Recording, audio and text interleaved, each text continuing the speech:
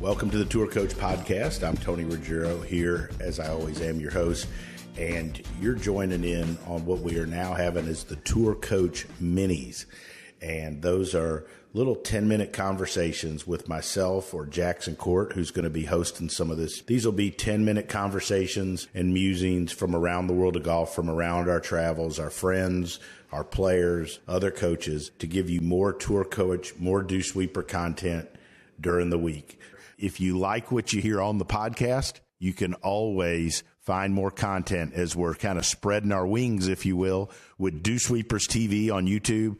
And there's links to it in our description. Please support the Dew Sweepers and like our page there on YouTube. And just like the Dew Sweepers radio show or the Tour Coach podcast, the Tour Coach Minis are brought to you by our friends at Shrixon Golf, our friends at Bushnell, Buick, GMC, especially Mitch McConnell, and McConnell Automotive, and you can't forget Vineyard Vines that keep us all looking good.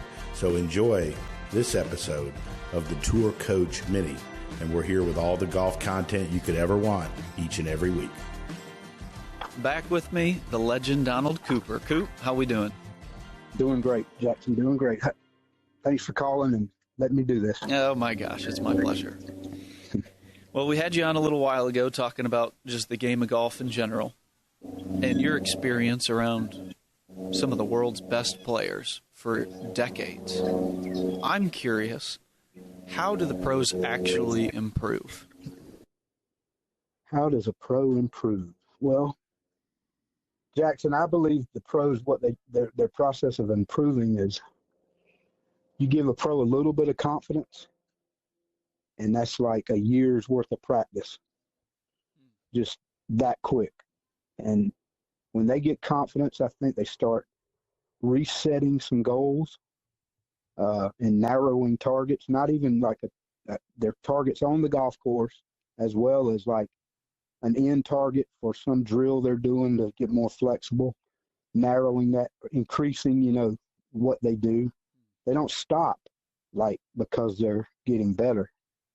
They increase the work they do to be the best. And that's what I see, is that their goals are always changing. Week to week, it seems, you understand what I'm saying, they never stop accomplishing. Because sometimes golf's like whack-a-mole, right? Where you can be playing good, and all of a sudden your driver's not working great, and you got to whack that mole down, and then you focus on your driver and you're working on something, and then your wedges aren't as sharp and you got to do that, and then you're putting, and then you've got course management. There's all these things that pop up that you've kind of got to hammer down and keep at bay. And it's interesting you went right to confidence, because I think the confidence, if you can give somebody confidence in what they're doing, hopefully that transfers to the golf course. But yeah, speak more into that. And, initially I wasn't necessarily thinking about technique, but then obviously that's kind of where my mind goes as an instructor. But with pros, that line and that margin for improvement is so small. I've got an example. So a member here at Atlantic Beach is Evan Harmeling, plays on the Korn Ferry Tour. He Mondayed into Puerto Rico, and he top 10'd. So he got into Valspar. So he plays Thursday and Friday at Valspar.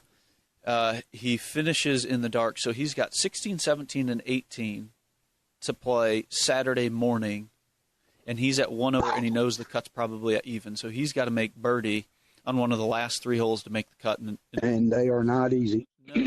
Okay, so he's talking about he makes good par on 16 and 17, and 18, I guess the pin's kind of in the back, and there's a shelf up there. Yep. Right? Yep. And I guess the pin is 3 or 4 paces past the shelf, and he didn't back up on the right. Yeah, correct. And he didn't think he had a ton of room behind it. And based on the number, I think it was playing 8 uphill. He hit like kind of a soft 8. He said he hit it. He thought it was perfect. Okay, and there's some fans out there in the morning as they're crawling up there, early in the day, and he gets applause after his iron shot. So he thinks he hits it perfect, right? He gets up there, and this 8-iron landed maybe a pace below the ridge. So it hits up, lands up next to the pin, but because it's early, it comes back. Greens are correct. Greens are soft, and this 8-iron, and and then this ball rolls back and he's got a 40-footer up the hill to make the cut. And obviously, Yeah, and we used to hear it. It would be like applause. It's like applause and then right. And he talked about how all he had to do was fly this ball 2 yards further. Right.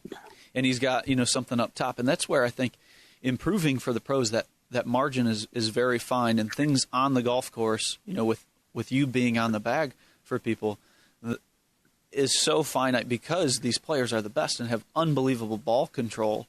And those little details, whether it's a Saturday morning or a Friday afternoon, affect those decisions on the golf course. 100% they affect them. And you're right, because there's I remember this old saying. I can't remember who told me it, but, one of the old caddies said, so-and-so told his caddy one day, he hit it up there stiff, and he goes, did you measure that from the back of the head or the front of the head? And, a lot of people don't even understand that, but he meant the back of the sprinkler head or the front of it. A foot different. And I mean, a foot difference. And, that may be exaggerated through the years or what have you, but that's how dialed in they get.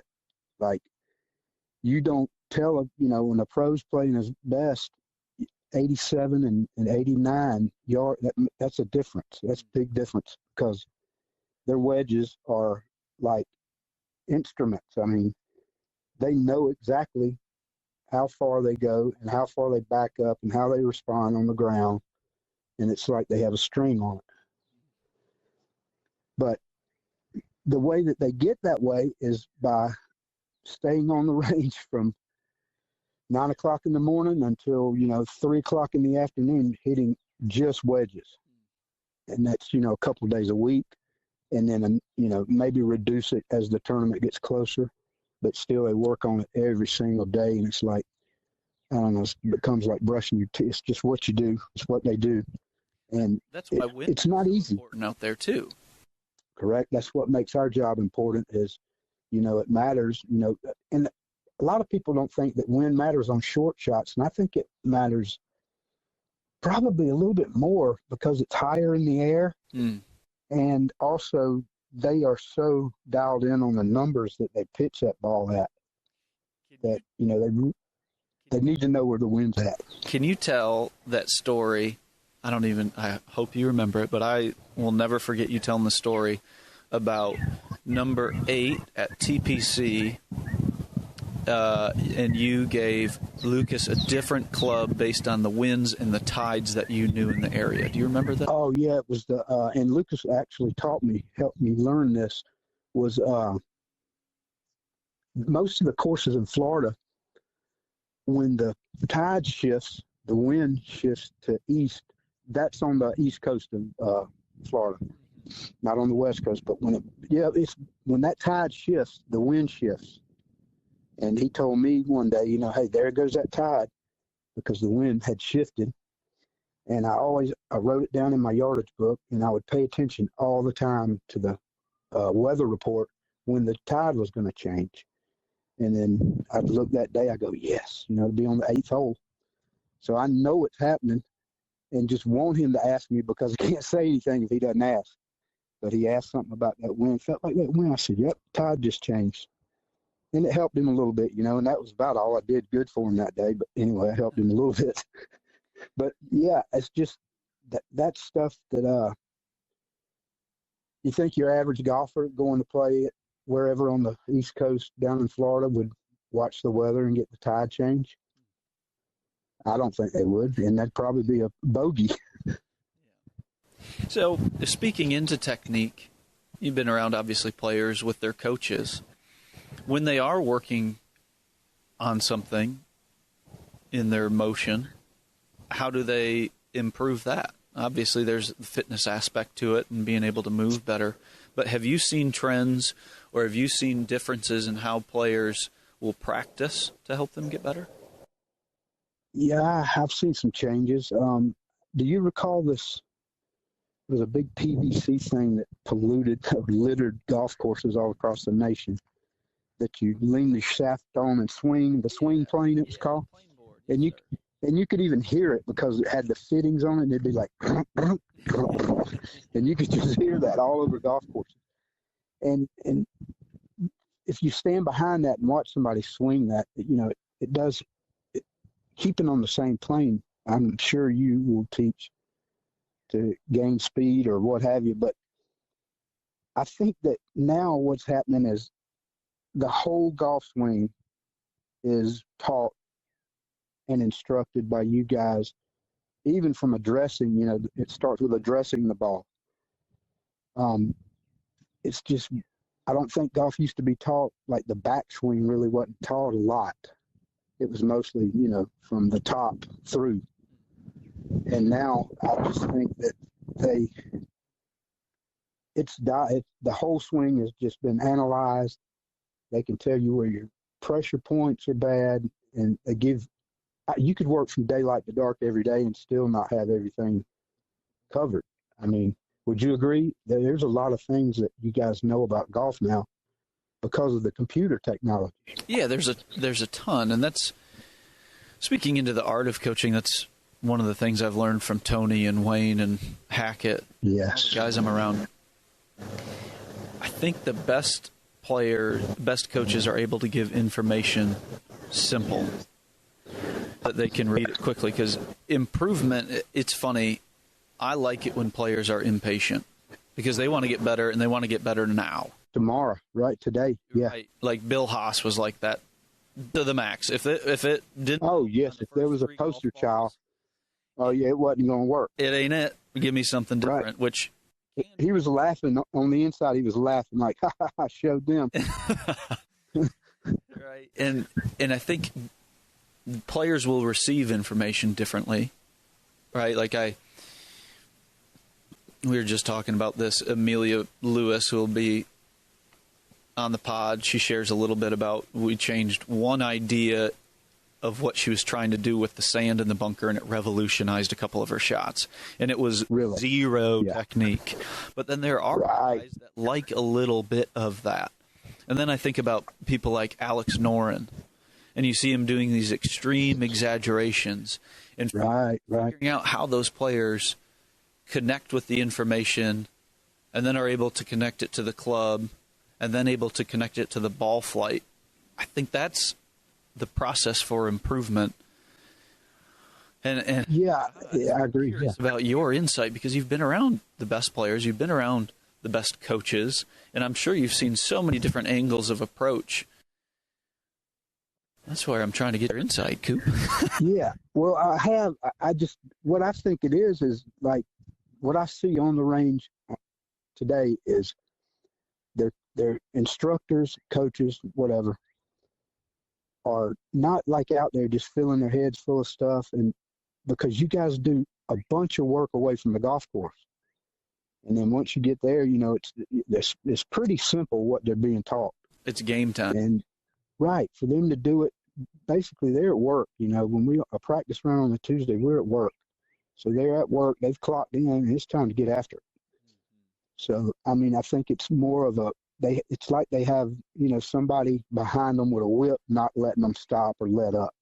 Yeah. And, it's not us because we're working with them, but it just, they're driven to get physically stronger, more flexible.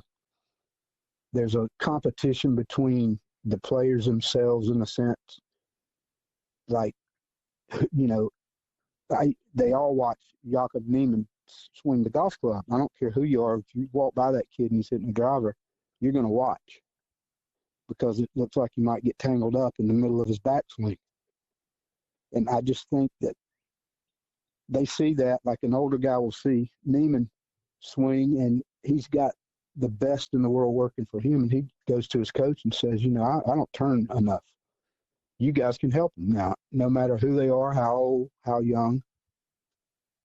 It's like I want to be a teacher these days because seeing the equipment, the machines y'all have in the bay, and just getting the players on there, you know what they're doing wrong, and you know how to fix them. That gives you confidence, right? That's right. As a teacher. So I would have to say that what I'm seeing now today is just more dedication to getting better by the players. Tony said something interesting one time. I was picking his brain about how to help people.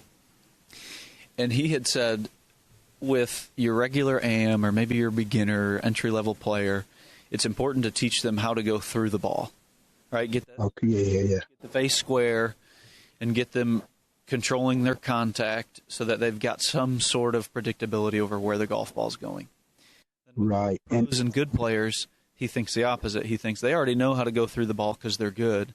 So it's a lot of cause and effect. And if you can get them in maybe a better position in the backswing or moving a little bit better in the backswing, they're going to be able to react and unwind better because they already know how to go through the golf ball. Yeah, that sounds beautiful. And another thing, what I see with Tony, what he teaches, I love is that you before you even start the swing, you have to build a base. I mean, you have to have because I've been around golf my whole life, but I've only understood the golf swing the way I do now because of Tony, because of, he explains it as an axis and turning on an axis. And it shifts basically from the left to the right to the left. But he teaches that to where the amateur or the pro understands exactly what he's talking about, or to post up on your left. And then we got to post on, and he teaches, they understand.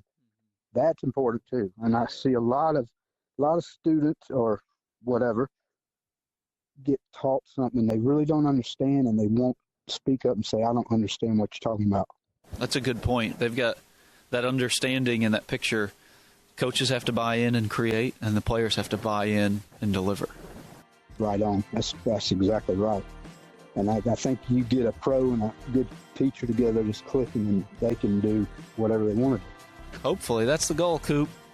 Yes, sir. All right, Coop. Well, this has been great. I'm going to hit pause here, and we're going to bring you back for another segment. You got it.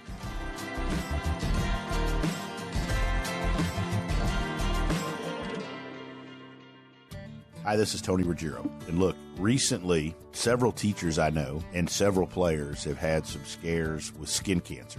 In fact, I recently went and saw a dermatologist here in town, and I had a couple things frozen off, eyelid, my face, my earlobe, and not getting any younger. And I know it's getting to that time of the season where it's cooler, but look, being in the sun is a real deal, and I've not been very good, to be totally honest, my whole career at using it at all, because I didn't like how greasy it was, how hard it was to get off your hands, how it clogged up my pores. And then I found this sunscreen, Visor Skin Care. It's clear, it goes on, it doesn't dry you out, it isn't greasy, it's like you didn't put anything on it. By far, it's the best sunscreen I've ever used. Without a doubt, is the easiest to use. And we've got a discount code for all of you. All you have to do is go to visorskincare.com, is use our code word DewSweeper. visorskincare.com, code word DewSweeper. I just want to remind everybody something that I forgot. Recently, a couple weeks ago, my wife and I went out. We went to a wedding, and afterwards with some friends, we were like, hey, where's a great place to go? I'll be honest, in my travels and day-to-day, sometimes I get caught up and I forget some of the great places right around the corner. But I got to remind you about the Ice Box Bar on 755 Monroe Street. I was blown away by just the whole vibe, the atmosphere, and with the Velvet Pig, the food in the back room, and the big screen TVs up front. We sat there and watched some playoff games. I was blown away by the atmosphere, the vibe, and just how cool it was to have the Icebox Bar right here near the Dew Sweepers downtown, near where I live. You're looking for a great place to go sit, watch some games, hang out, play some pool, you got to go to the Icebox Bar right there on Monroe Street. There's a good chance you'll see all of us hanging out. But do yourself a favor, go visit the Icebox. It's one of the best places out there.